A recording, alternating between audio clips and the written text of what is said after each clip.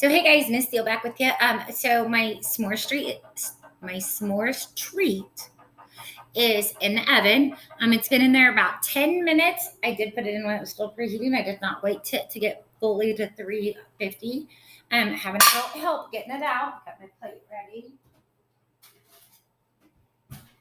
And let's see what ooey gooey yummy goodness we have going on.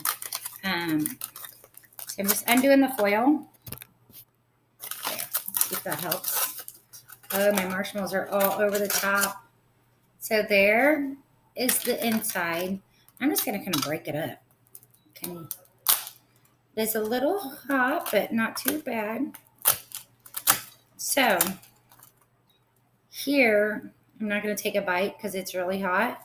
But there is my ooey gooey ice cream in a s'mores cone. You could wait for it to cool down and just eat the cone once it's a little cooler, or you can, crunch it up and dig in once it's still a little warm. But there is your s'mores outdoor fun treat. So I hope you guys enjoy. Let me know if you try other concoctions with it and different candies or things inside of your cone. Enjoy, guys.